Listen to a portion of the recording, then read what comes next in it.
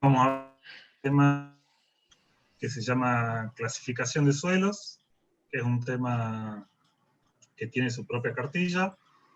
La idea de esta clase y bueno, de este video es que entiendan, digamos, los conceptos centrales del tema. Si ustedes van directamente a la guía o a la cartilla, es un poco compleja en su principio, pero si ven esta clase y después van a la cartilla, como que le va a resultar un poco más fácil, que además es lo que nosotros queremos hacer hincapié de la complejidad del tema, hincapié en lo que vamos a ver hoy. Entonces, esa es la idea de esta clase, que más o menos vean en qué nos centramos nosotros y de esa forma encaren la guía. Vamos a intentar hacer una clase rápida, porque no quiero que pase tiempo, porque si no se empieza a hacer pesada, así que quizá voy a ir un poquito rápido, pero si ustedes cualquiera tiene alguna duda, alguna consulta, paramos y lo charlamos, ¿no?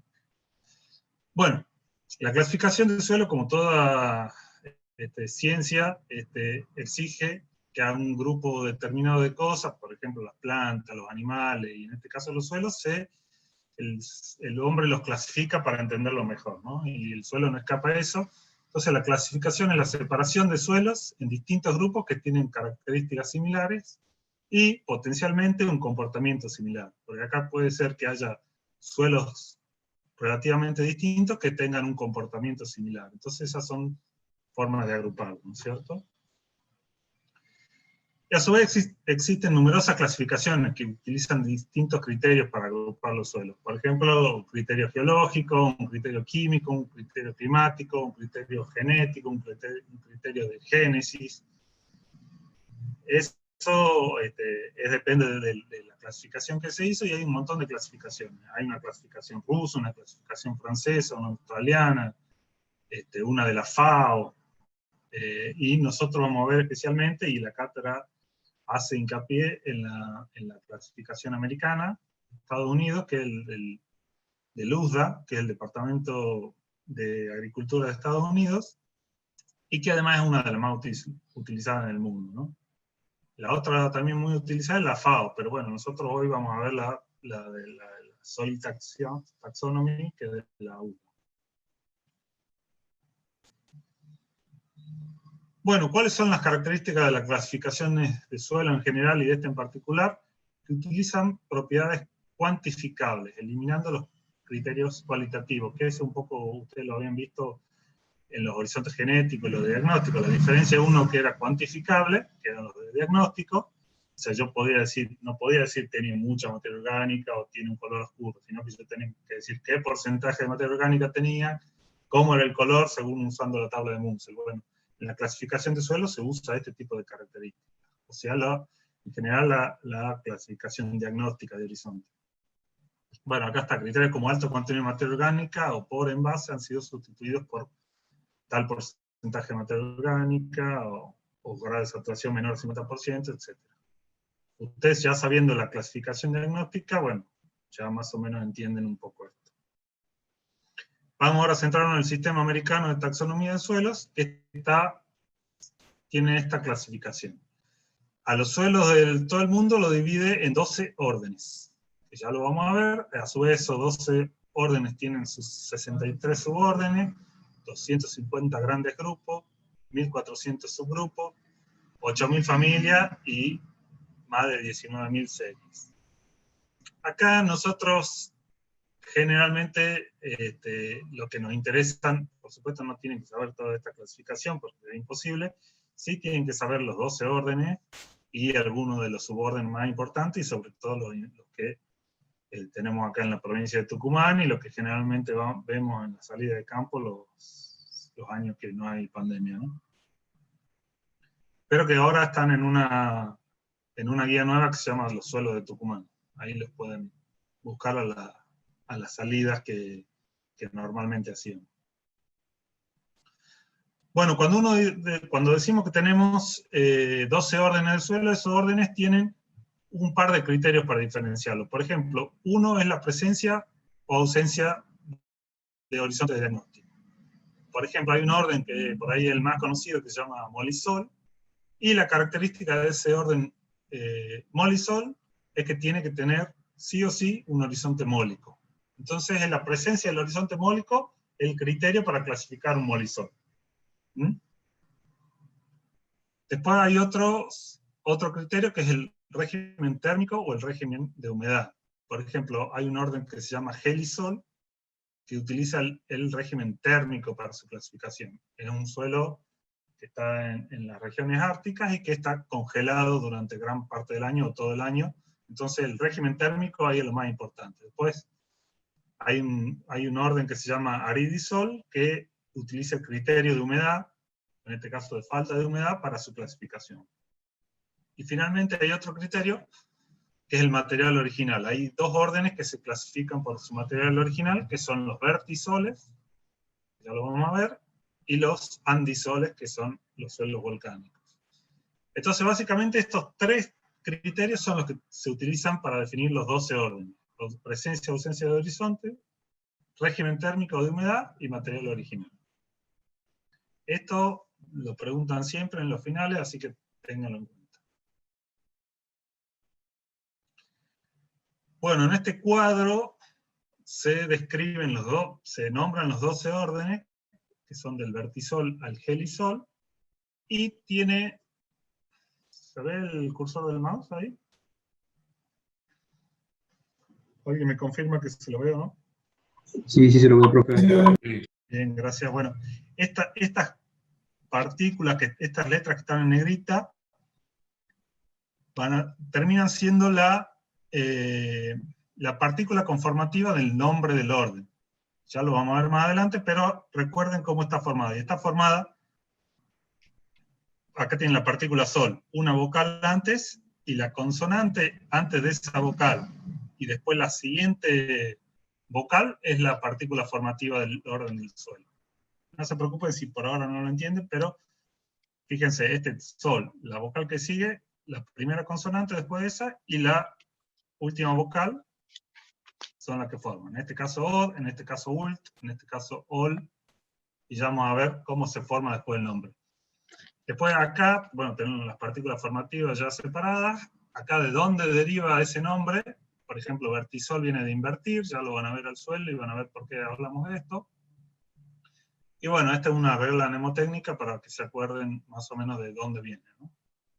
Por ejemplo, un molisol, que son los más conocidos, viene de molis o blando, que son suelos mullidos, o sea, suelos blandos, que son suelos muy buenos para la agricultura. Por ejemplo, los andisoles, que vienen de los Andes, que son los suelos volcánicos, ¿no? Porque en los Andes hay volcanes y bueno, así. Esto, ténganlo en cuenta, pero no se desvivan si no lo terminan de entender. Ya lo vamos a ver más adelante, cómo se forman los nombres de los suelos, y ahí lo van a terminar de entender. Ténganlo en cuenta, esto está en la guía, en la cartilla, así que sépanlo, pero no se preocupen si todavía no lo terminan de entender. Bueno, criterios para, ya habíamos dicho 3 criterios para diferenciar los órdenes. Ahora, para diferenciar los subórdenes, que es la categoría siguiente de la clasificación taxonómica americana, tenemos otros criterios que son, fíjense, prácticamente los mismos que teníamos antes, para los órdenes, y se le suma algún otro como rasgo de hidromorfía, que son los moteados. ¿Y por qué? Entonces usted me dice, bueno, son los mismos criterios al final para subórdenes que órdenes. Y sí, son los mismos criterios, lo único que es, yo uso el criterio cualquiera de estos 3 para subórdenes, si no lo usé antes. Por ejemplo, recién dijimos que un molisol tenía que tener sí o sí un horizonte mólico. Ese criterio era presencia o ausencia de horizontes. Ese es el criterio que yo usé para clasificar orden. Entonces, como ya lo usé en orden, para suborden, ya no puedo utilizar este criterio, sino que tengo que usar o régimen térmico de humedad o material original. Generalmente se utiliza este. Por ejemplo, un suborden de un orden molisol podría ser udol. El término udol se refiere al régimen de humedad údico de un molisol. Lo dejemos ahí. Intente, si el que lo entendió, y si no, lo vamos a entender más adelante. Esto le tengo que decir, es difícil al principio, pero ya lo vamos a terminar de entender mejor. Estos son algunos prefijos de los subórdenes. Por ejemplo, yo le decía recién udol. Acá está el ud, que quiere decir húmedo, que es del régimen de humedad údico. Entonces, si yo lo formo con la partícula formativa del molisol, me queda udol, o de acuerdo al orden que esté usando. Pero bueno, cualquiera de estos prefijos pueden usarse para los subórdenes de un orden determinado. Después de los subórdenes vienen los grandes grupos. Acá ya tengo otro tipo de criterio, por ejemplo, el ordenamiento de los horizontes, perdón. Y puedo también utilizar los mismos que tenía antes si no lo usé antes. Por ejemplo, recién había utilizado, para el udol, había utilizado la presencia de horizonte y el régimen de humedad. Ahora puedo, por ejemplo, en este caso podría ser la presencia de un horizonte, por ejemplo, un argílico, etc. Por ejemplo, acá si yo tuviera un argílico, ya uso, ¿dónde está? Bueno, justo no está en este. Pero, por ejemplo, podrías usar un Apple, que si no tengo un horizonte subsuperficial, o tengo un solo horizonte, puedo utilizar esto. Bueno, creo que lo estoy confundiendo, así que vamos a pasar esto, ya lo vamos a terminar de entender. Esta es la idea, es que vean la clasificación, cómo se va formando. Y ahora un poco más adelante lo vamos a terminar de entender. Bueno, para subgrupos, que es la próxima clasificación, el próximo rango de taxonomía, hay tres criterios. Uno de concepto central, que responde estrechamente al gran grupo. Esto quiere decir suelos que son representativos del gran número de suelos de ese orden. Después hay unos que se llaman intergrados, que son suelos que, si bien son de cierto orden o subgrupo, se parecen mucho a otro parecido. Están como migrando hacia otro tipo de subgrupo o orden. Y después está el extragrado, que no son representativos del gran grupo y que no tienen nada que ver con, ni son ni intergrados ni con el concepto central del suelo, que ya lo vamos a ver. Bueno, todos estamos dejando para adelante, pero ya lo van a ver que después se empieza a entender todo esto. La familia es otra de las divisiones de la taxonomía, que acá ya me importan otras cosas, como la textura de la zona, la mineralogía, los regímenes de temperatura, y estos generalmente ya se usan en mapas ya más detallados. Y la serie, finalmente, que es la del último escalafón de la clasificación, acuérdense que eran 19.000 series, esto ya tiene el nombre del lugar. Por ejemplo, si yo estoy haciendo un mapeo de suelo en Chucha, acá en Tucumán, le voy a poner serie Chucha, y esa serie Chucha va a tener cierta característica y además va a ser de un orden, por ejemplo, un orden inceptisol. Vamos a pasar esto. Y acá vamos con los ejemplos. Por ejemplo, yo le digo un nombre de un suelo que se llama aplustol éntico. ¿Alguno se anima a decir de qué orden es? Acuérdense del principio, el cuadrito que vimos, las partículas formativas. Sería de un molisol. Este es de un molisol, bien, porque termina en ol, que si vamos a volver para atrás antes de que... Perdón que vuelva todo esto, pero que se entienda. Ol, el molisol, bueno, en este caso tiene dos L, pero en castellano se le usa con una sola L, queda con la partícula ol. Si terminaría en ult, sería un ultisol. Si terminaría en id, sería un aridisol y así. Vamos a ver varios ejemplos para que se entienda. Bueno, aplustol éntico. Entonces dijimos que el orden era molisol, ahí le marqué en rojo la partícula formativa. El suborden, acuérdense que ya teníamos, esta es presencia de un horizonte que es el mólico. El suborden dijimos que era el régimen de humedad, generalmente en los molisoles. Entonces el suborden va a estar formado por estas partículas. El suborden se llama ustol, o sea, tiene un régimen ústico de humedad, que es un régimen relativamente seco, tiene un horizonte mólico, entonces es un molisol ústico, un ustol. Ahora el gran grupo, ya viene la partícula esta, que en este caso es Hapl, que indica la ausencia, digamos, de un horizonte desarrollado, por ejemplo, un argílico. Puede tener un cámbico en estos casos generalmente, pero me marca, la mnemotecnia es simple, de Apple es simple, o sea, algo simple, no del todo desarrollado. Entonces, sería un molisol de régimen ústico, o con un horizonte más simple, o un horizonte que no es un argílico, que es un horizonte desarrollado. Y finalmente, y hasta acá vamos a llegar, el subgrupo es éntico. O sea, este aplustol éntico, que estamos acá, es todo lo que les dije, un molisol con régimen de humedad ústico, sin horizonte argílico, y que se está pareciendo mucho a un entisol, por eso es éntico. Ya vamos a ver qué es un entisol. Estos son suelos de Tucumán, un aplustol éntico es fácil encontrarlo en Tucumán, en el este, la zona granera de Tucumán. Es común encontrar este tipo de suelos. Si bien son suelos mólicos, por lo tanto son suelos fértiles, pero al ser ya de una zona con poca agua, por eso es rústico, el desarrollo de este suelo no es muy importante. Recuerden que el desarrollo del suelo tiene mucho que ver con el agua. Mientras más le llueva en una zona o en un área determinada, más desarrollado van a ser el suelo, más evolucionado. Entonces, mientras menos agua haya, en este caso dijimos que era un régimen ústico, o sea, de poca agua, menos desarrollado va a ser el suelo. Entonces, este es un suelo moderadamente desarrollado y que está ahí en el límite, digamos, para ser un entisol, que son suelos muy poco desarrollados. Este es el concepto. Y acá fíjense lo importante que es el nombre del suelo.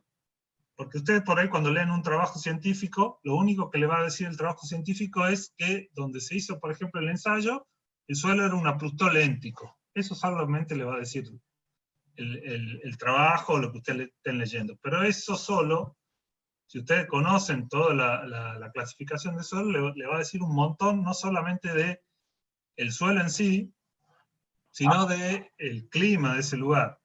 Ustedes solamente con leer aplustol éntico, que es un suelo que puede haber en cualquier lado del mundo, saben que ese suelo tiene un horizonte mólico, que está en una región relativamente seca, que no tiene un desarrollo, un traslado de arcilla como podría tener un horizonte argílico, sino que tiene poco desarrollo de horizontes subsuperficiales, y que además es éntico, está casi emparentado a un entisol. O sea que es un suelo relativamente bueno, pero tampoco excelente, ¿no? Solo con ese nombre. No le dice más nada y usted ya puede inferir cosas del suelo, del clima y de un montón de cosas.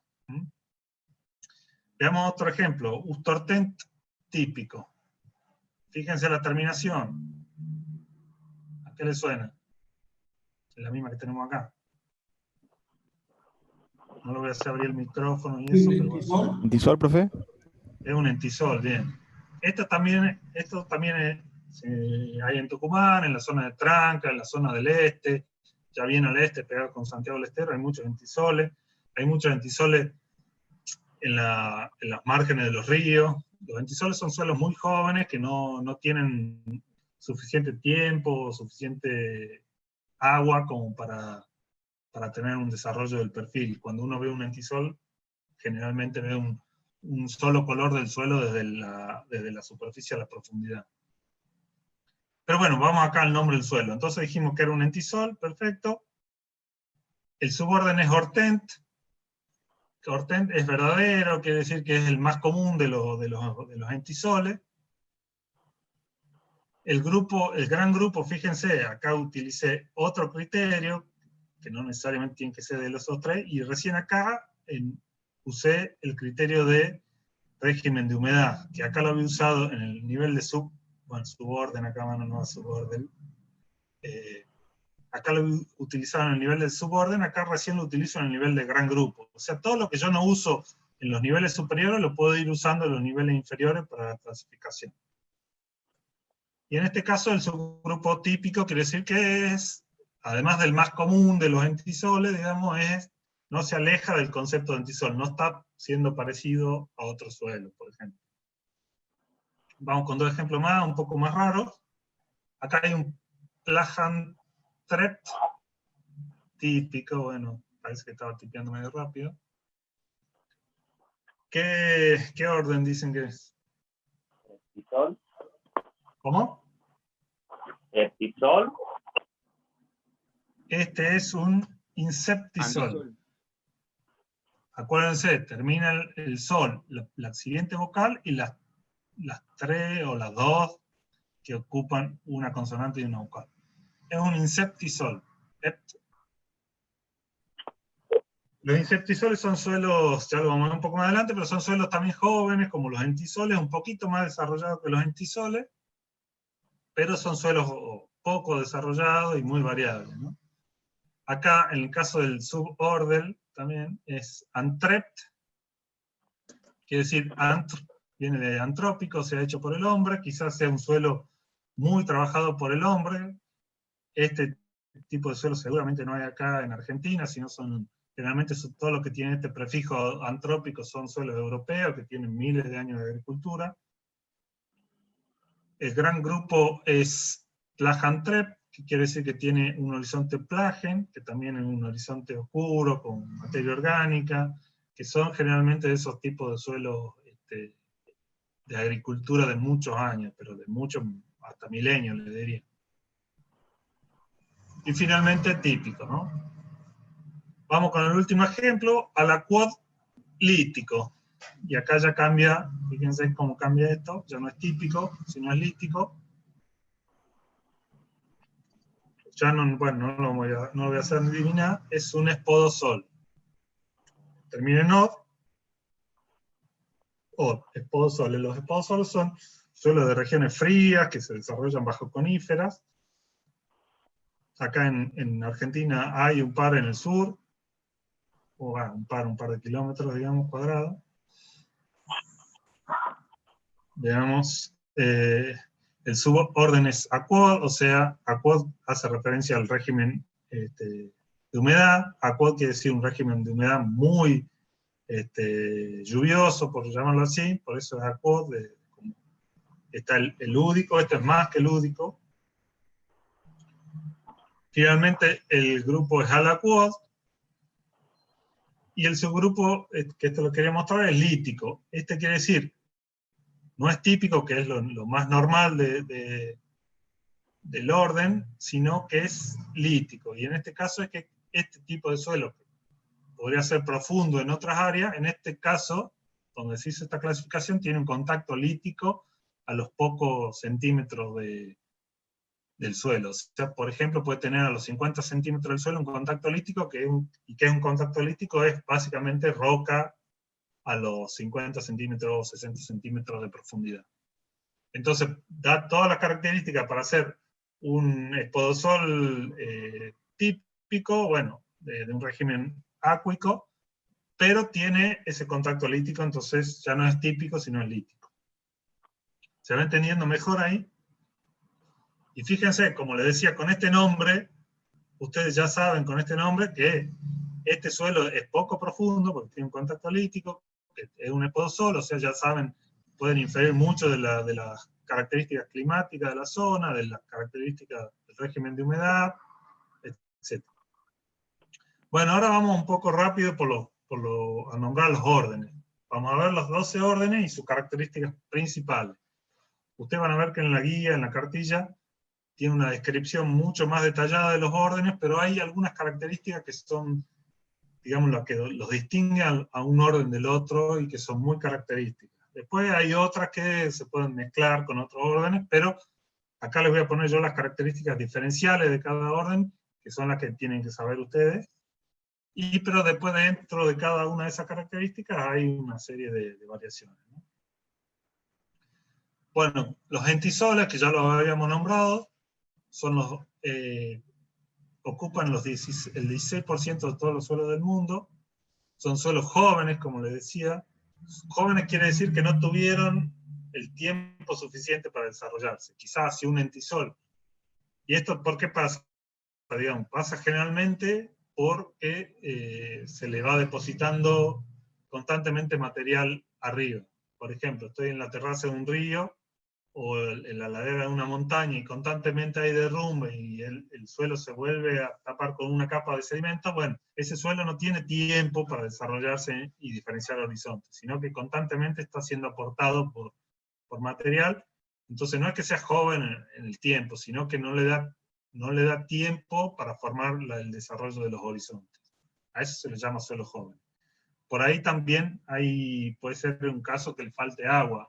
En una zona que un poco seca, no se va a desarrollar mucho ese suelo porque, como ustedes saben, el agua es fundamental para el desarrollo y la evolución del suelo. Y como yo les decía recién, tienen poca evidencia de desarrollo de horizonte. Cuando ustedes hacen una calicata en un entisol, van a ver prácticamente el mismo color y la misma característica desde la superficie del suelo a la profundidad. O sea, son suelos muy poco alterados. Son muy parecidos al material original. Y generalmente no tienen horizonte subsuperficial, en algunos casos pueden tener, pero una de las características principales es que no tienen desarrollado, en un perfil genético serían un AC, o sea, sin un horizonte B, y generalmente el epipedón o el horizonte superficial es un óptico. También puede llegar a tener un álbico, un antrópico u otros, pero lo más común es un óptico.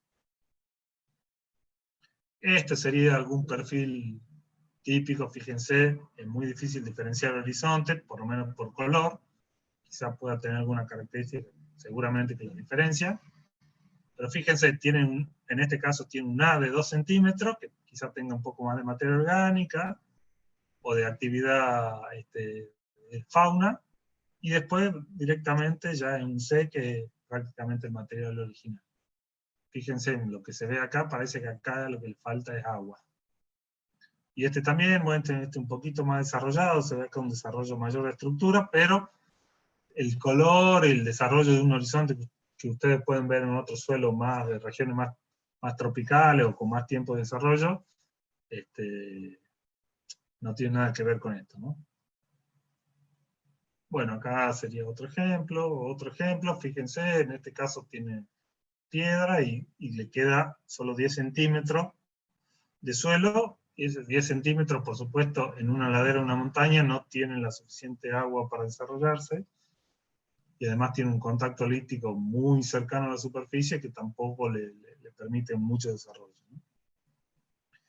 Son suelos muy variables en textura, en todo, porque tienen que ver más con el lugar donde están y con su ubicación. Este es un caso de Tucumán, esto es un suelo de Trancas, que también, fíjense, no tiene desarrollo prácticamente de horizontes. Y bueno, y esta es la distribución de los entisoles en el mundo. Fíjense que en general pueden estar en cualquier lugar del mundo, sin importar su temperatura. Eso le da por eso, digamos, su distribución así tan dispar, porque hay suelos que generalmente, los suelos tropicales se agrupan en el trópico, bueno, por supuesto los suelos más árticos se ubican en el Ártico, pero se lo puede encontrar en cualquier lado del mundo. Fíjense, en Argentina está mucho de la Patagonia, sobre todo por escasez de precipitaciones, toda la parte que son laderas de montaña, que son terrazas de río, todo, bueno, fíjense toda la parte acá del desierto del Sahara, toda la parte del Medio Oriente, el desierto de Australia, todo eso son entisoles. Bueno, y por supuesto ahí, por otras razones, en todo lado del mundo. Bueno, en Argentina, ya con más detalles, los celestitos, estos son los entisoles, y como veíamos en la Patagonia, también en la parte de acá de Chaco salteño, y toda esta parte, que eso ya por escasez de agua y quizá por razones de relieve o de terrazas de río. En el caso de Tucumán, bueno, no se lo ve bien acá, no es muy detallado este mapa, pero acá nosotros tenemos para el este de Tucumán, ya cerca de Santiago del Estero, un poco por escasez de precipitaciones, y en la parte del Pedemonte por aporte de material constante del cerro, o en la parte de la llanura deprimida por el tema de los ríos, ¿no? Terrazas de ríos, por ejemplo. Bueno, los vertisoles son suelos como su mnemotecnia lo indicaba, que era invertir. Estos son suelos que se caracterizan por el material original, o sea, el criterio de clasificación de los vertisoles, el material original. El de los entisoles, que es el que vimos anteriormente, es el de la ausencia de horizonte subsuperficial. Recuerden que uno de los criterios era presencia y ausencia, bueno, en el caso de los entisoles es ausencia de horizonte. En el caso de los vertisoles es material original. Ocupa el 2% de los suelos del mundo, o sea, en órdenes más expandidos. Son suelos muy arcillosos, con arcilla 2-1, por ejemplo, las morilonitas son arcillas expansibles. Esto hace que tengan presencia de grietas profundas, porque las arcillas expansibles lo que hacen es, con humedad se expanden, y cuando se secan se contraen, entonces cuando se secan dejan las grietas. Esto se lo ve claramente. Además, en esa grieta después, cuando se forman las grietas, cae pedazos de la superficie del suelo en esas grietas, caen adentro de esa grieta en profundidad, y después cuando el suelo se vuelve a humedecer, se hincha, entonces el suelo que cayó de la superficie en la profundidad empieza a mezclarse. Entonces es un suelo muy mezclado, ¿no? Después da un típico relieve que se llama Hillgate, que ya lo vamos a ver en una foto, y unas típicas superficies de espejo que se llama, como sufre tanta presión los suelos al expanderse, el suelo como que hace un corrimiento entre sí y forma como una superficie espejada, que ahora la vamos a ver. Bueno, esta es una foto con, la verdad, que poca definición, pero fíjense cómo son las grietas, cómo se ven las grietas. Pueden tener mucha materia orgánica, como en este caso, no tanta, pero sí son suelos muy arcillosos, por lo tanto tienen todas las características que le da la arcilla a un suelo, como mucha estructura, muchas grietas, son suelos muy cohesivos. Esta es una superficie de espejo, ven que esta parte está brillante, es cuando el movimiento de ese suelo hace que roce en una parte de un suelo con otro, y se deslice y forman esta superficie de espejo. Bueno, acá no se la ve tan claramente, este es de un manual de suelo, pero esta foto la saqué yo en un suelo en Buenos Aires, que tenía superficie de espejo, por supuesto, no salió tan buena la foto, pero imagínense que esta parte es brillante y que es una superficie de espejo. Fíjense, el mismo suelo de Buenos Aires, que estaba clasificado por el INTA. Fíjense las grietas y fíjense la estructura, cómo se nota una estructura importante. Eso lo ven por el relieve que se ve en la foto. Y fíjense, esta SS de la clasificación es un BT, o sea, un argílico. SS quiere decir Slickenside, como dice acá. Fíjense, Slickenside es SS. Esa es la superficie de espejo. Entonces este es un BT que tiene superficie de espejo, igual que este. Este es lo mismo, es un BT que tiene superficie de espejo y además tiene carbonato. Ahí se ve el carbonato, ven que está más blanquito acá.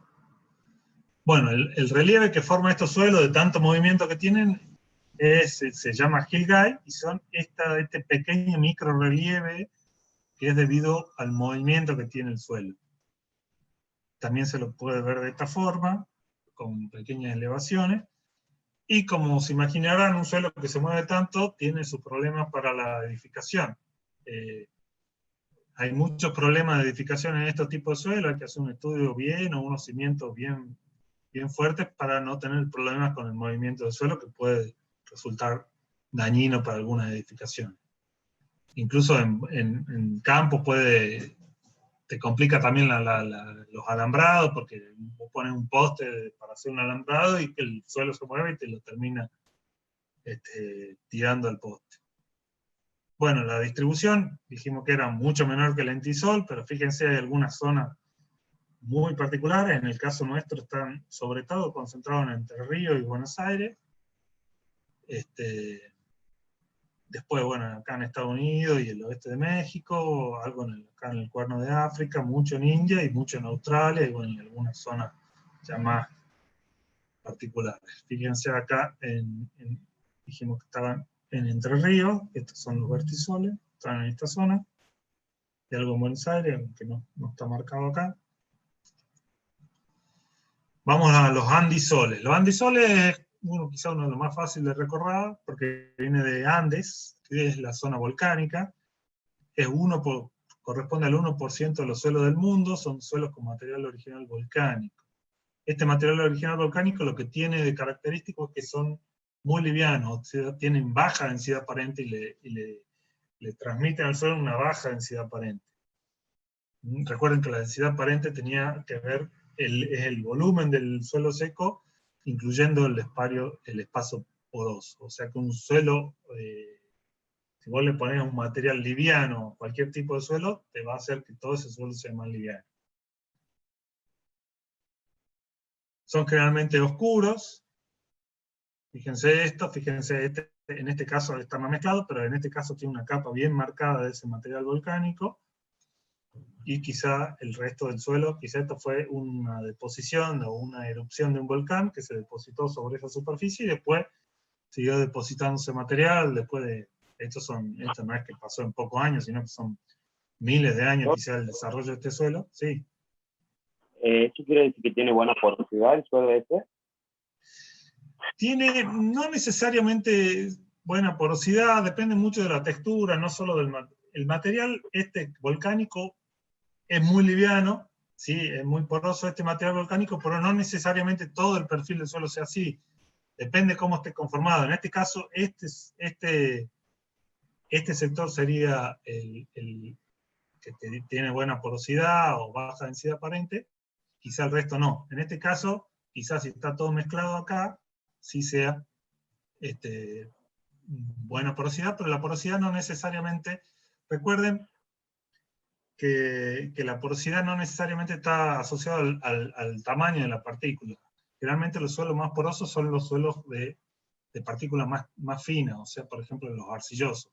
Quizá uno asocia la porosidad, los poros de drenaje, los poros más grandes, con texturas arenosas, entonces dice, este suelo es muy poroso, el arenoso, pero termina siendo el que menor porosidad tiene. No sé si ese concepto lo tienen bien claro.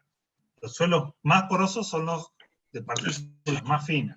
O sea, un suelo arcilloso que uno por ahí normalmente lo piensa o sin razonarlo como un suelo poco poroso y con poca porosidad porque tiene su problema para transmitir el agua porque tiene poros chicos, pero si uno le mide la porosidad total a ese suelo, es el más poroso, o sea, en términos de porosidad total, pero tiene los poros más chicos. En cambio, el suelo arenoso es el suelo que tiene los poros más grandes, por lo tanto transmite el agua más rápido y el aire más rápido también, pero es el que menos porosidad tiene.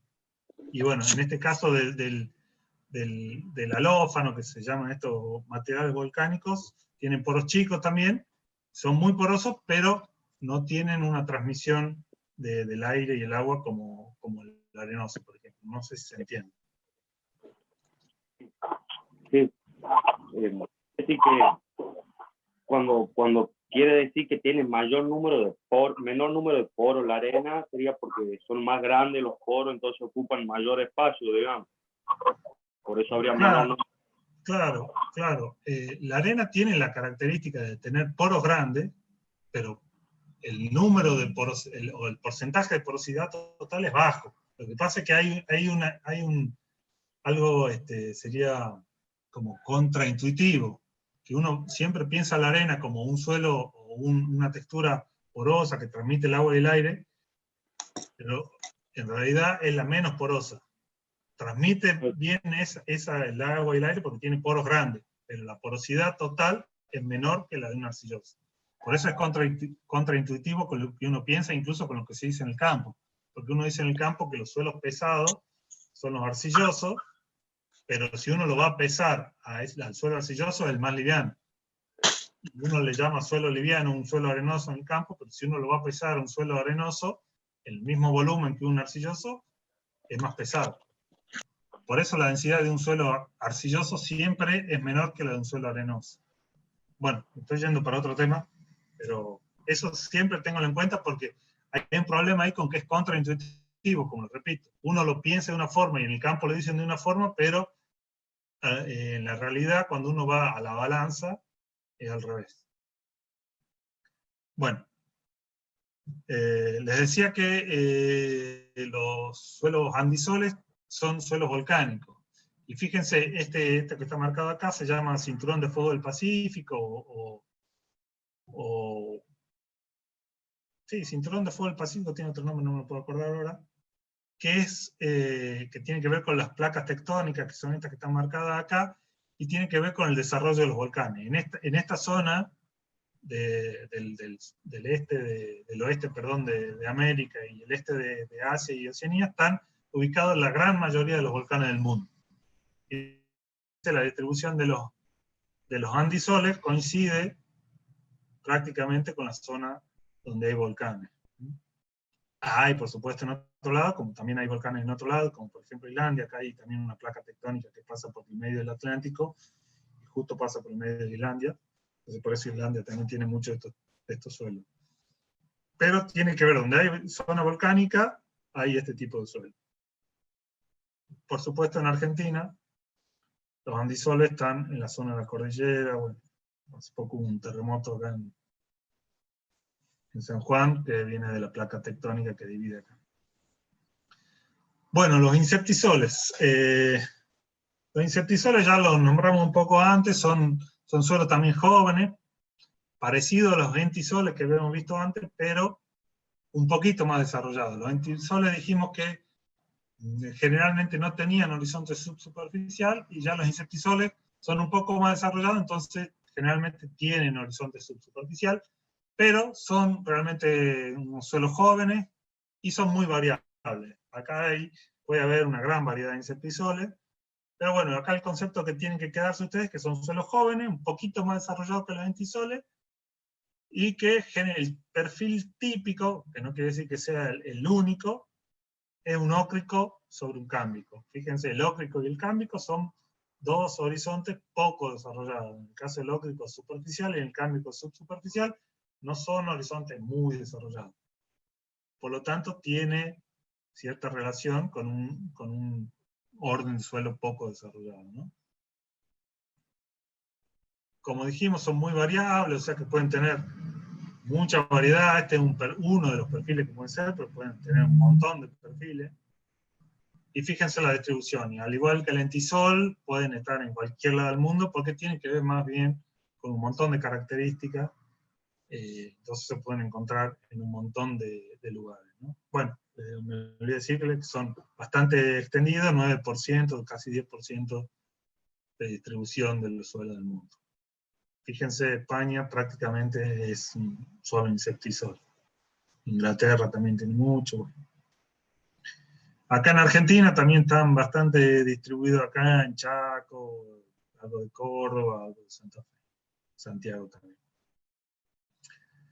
Aridisoles también es muy fácil acordarse del aridisol, porque viene de la palabra árido, son suelos desérticos donde falta humedad para el desarrollo del suelo y para el desarrollo de las plantas, corresponden al 12% del suelo del mundo, son la característica que no tiene agua disponible para las plantas durante todo el año, tiene un régimen de humedad arídico y, por supuesto, el epipedón generalmente es ócrico, y acá fíjense, puede tener un argílico, que el argílico es un epipedón que tiene cierto desarrollo, tiene arcilla aluvial, o sea que tuvo alguna presencia de agua, pero generalmente en este caso son suelos formados en otro tiempo donde era más lluvioso y que después en esa zona se secó, cambió el clima, o por las variaciones que tiene el planeta, que estamos hablando de miles de años.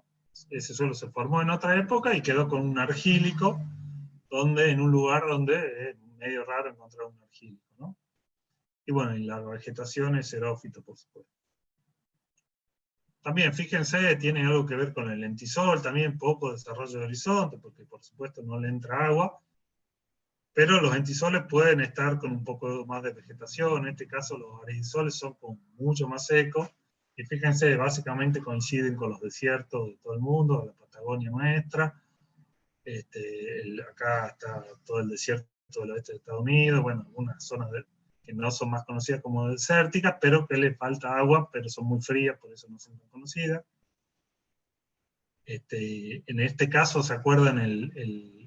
En los entisoles, todo el desierto de Sahara era entisol, en este caso ya en las zonas áridas, pero no desierto de arena suelta, perdón, son los aridisoles, bueno, parte del Medio Oriente y mucho de Australia también. Básicamente todos los desiertos, no los desiertos de arena suelta, que eso es un entisol, sino los desiertos sin agua, digamos, de suelo consolidado, pero sin agua.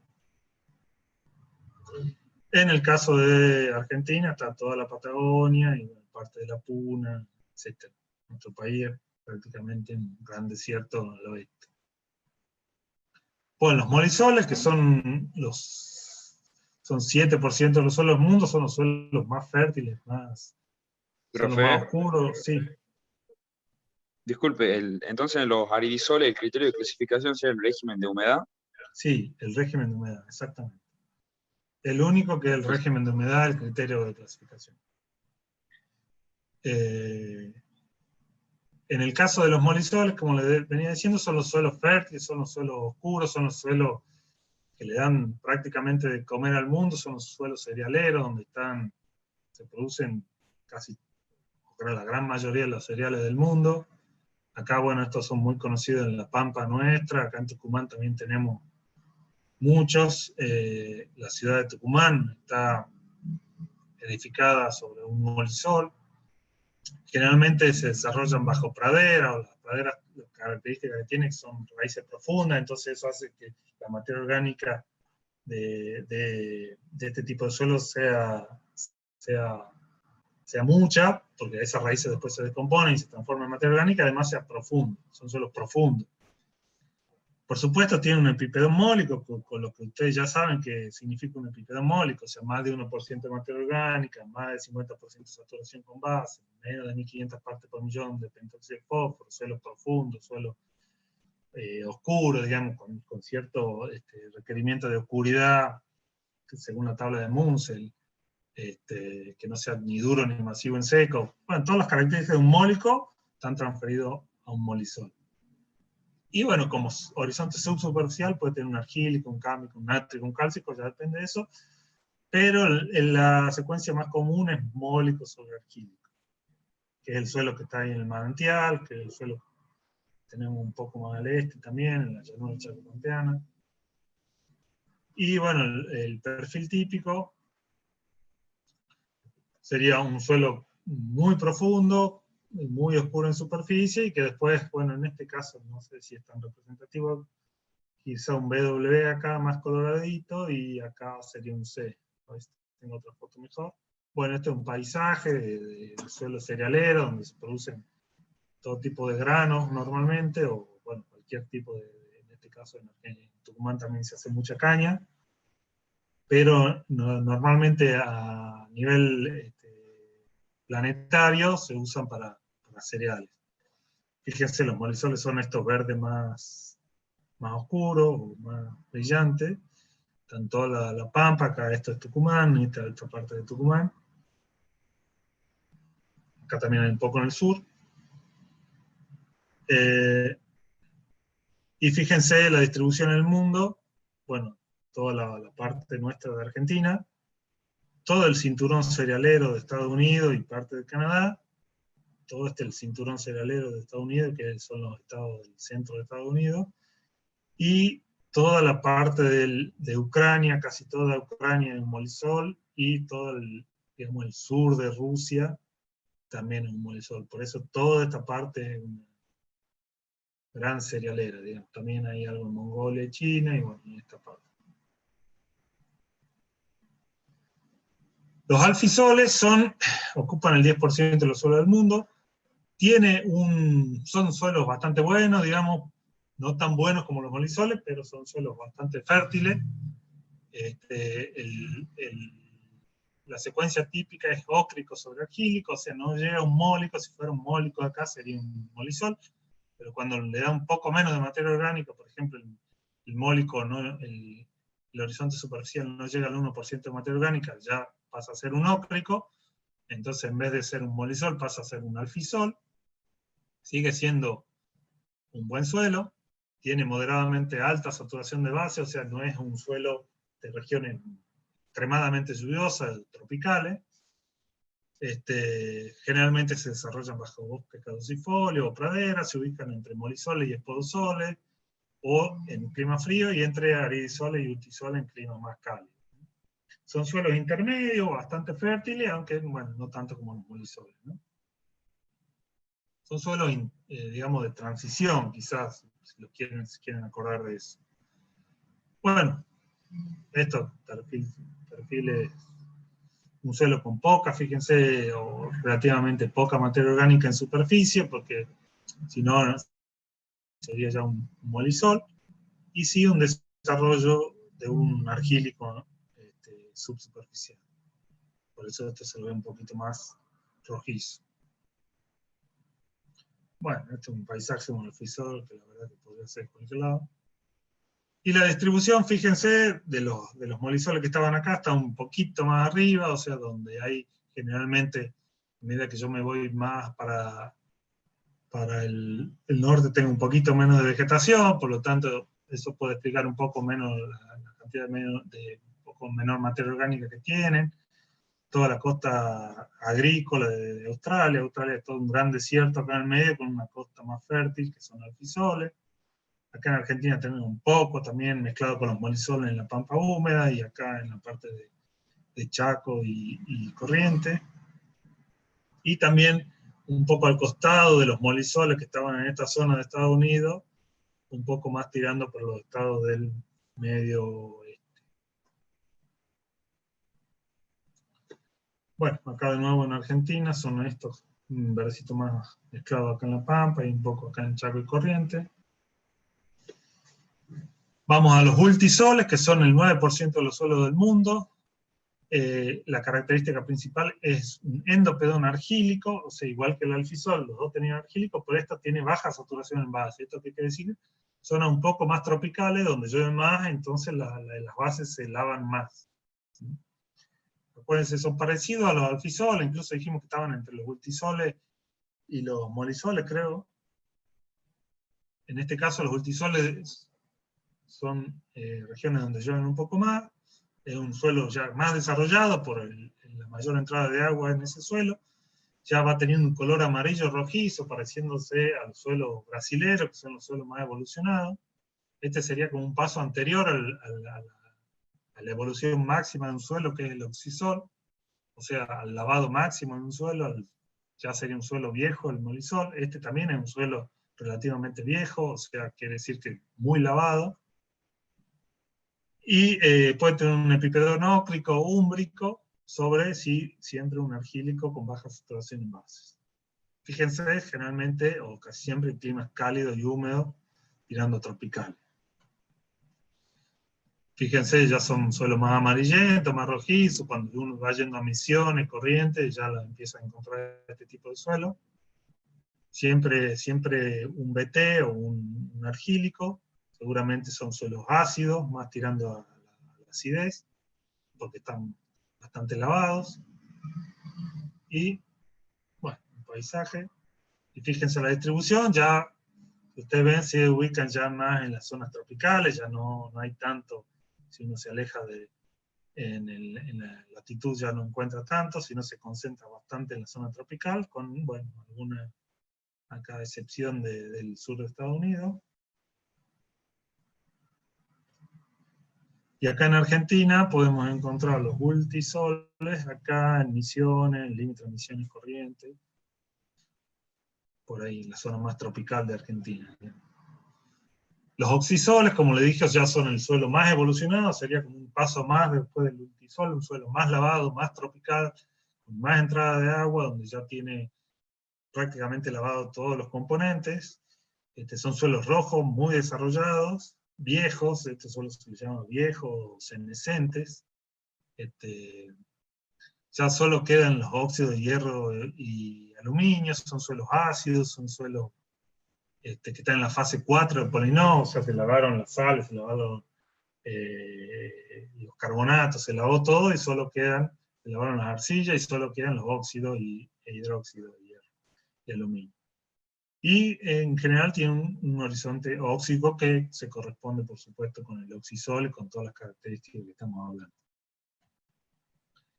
Bueno, esto del que fue a Brasil, estos son los suelos tropicales, los suelos de Brasil, que son, como vuelvo a repetir, son ácidos, tienen como característica una buena fertilidad física, o sea, son buenos desde el punto de vista físico, con mucha estructura, con mucha capacidad de retención de agua, pero son desde el punto de vista químico, son bastante complicados porque tienen baja capacidad de intercambio catiónico, son muy ácidos, generalmente para fertilizarlos hay que cambiarle el pH, mesurarle el pH, porque si no, por ejemplo, si uno le quiere aplicar fósforo, el fósforo queda fijado en estos suelos y no queda disponible para las plantas. Entonces, a pesar de que uno lo relaciona con una selva tropical brasilera, cuando esas selvas se desmontan y pasan a la agricultura, estos suelos rinden relativamente poco y a los pocos años hay que ponerle mucho insumo, digamos, para obtener los rindes que uno tenía al principio.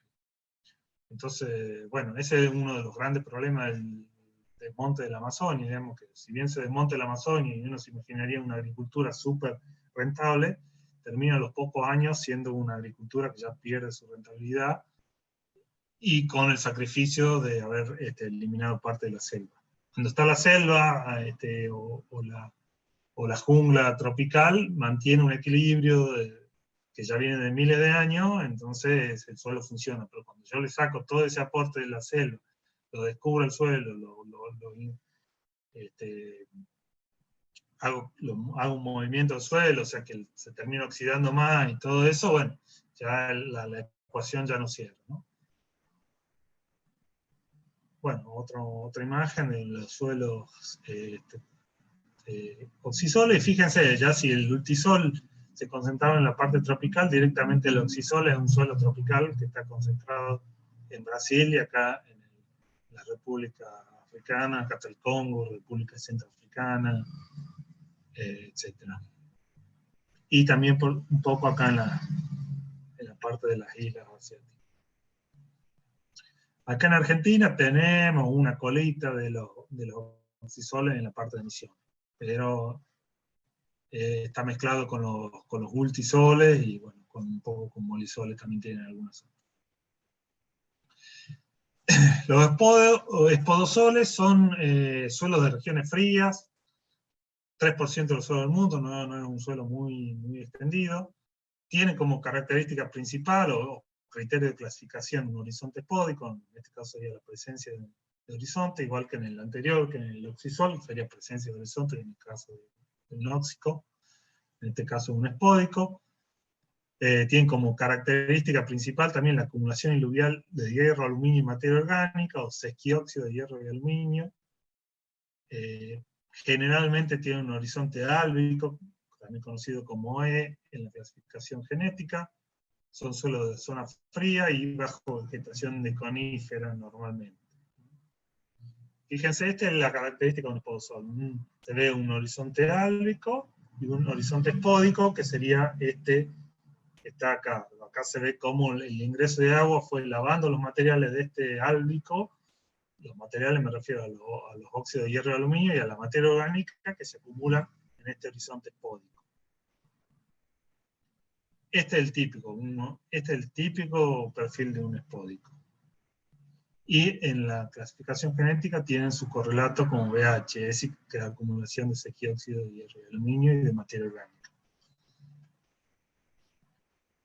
Este es el paisaje, que son los paisajes que uno puede encontrar en las regiones norte del hemisferio norte, sobre todo, y también un poco en el hemisferio sur, de conífera. Fíjense, sobre todo se encuentran acá en el norte de Estados Unidos, Canadá, todos los países escandinavos y parte de Rusia, y acá en el sur un poco, quizá en el sur de la Patagonia, y bueno, y acá un poco en Australia, esas regiones ya frías. Acá en Argentina es Podosoles, fíjense, como se ve acá en Tierra del Fuego, algo de la Tierra del Fuego chilena y argentina. Bueno, los histosoles son suelos orgánicos, o sea, suelos que tienen mucha materia orgánica, son suelos, suelos relativamente poco extendidos, tienen mucho carbono orgánico, fíjense en peso, hasta 18% de carbono orgánico en peso, de materia orgánica mucho más. Tiene como característica principal un epipedonístico, o sea que el criterio es presencia de horizonte, y se los encuentra generalmente en pantanos, humedales o regiones muy frías. O sea, la materia orgánica esta no se descompone, porque la materia orgánica en el suelo se termina descomponiendo hasta llegar a en este caso, estos suelos que tienen mucha materia orgánica no se descomponen por dos razones, porque están en regiones muy frías o porque están con procesos anaeróbicos como pantanos humedales. Entonces ahí la descomposición de la materia orgánica es muy lenta. Entonces se da en esos dos casos, en regiones frías o en regiones más cálidas, pero que tengan exceso de humedad. Estos suelos, fíjense, bueno, tienen horizontes genéticos O, que son los horizontes orgánicos,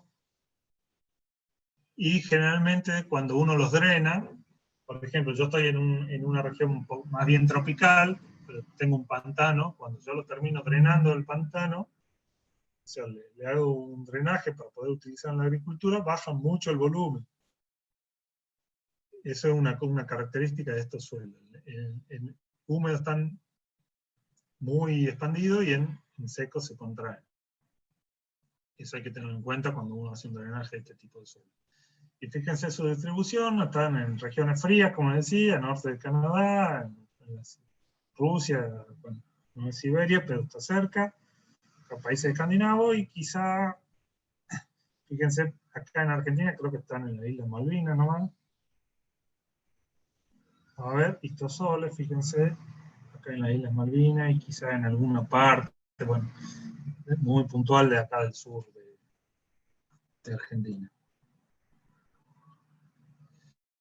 Finalmente, y este es el último orden, son los gelisoles, que también, como su nombre lo indica, son suelos helados. 9% de los suelos del mundo, sobre todo en el hemisferio norte.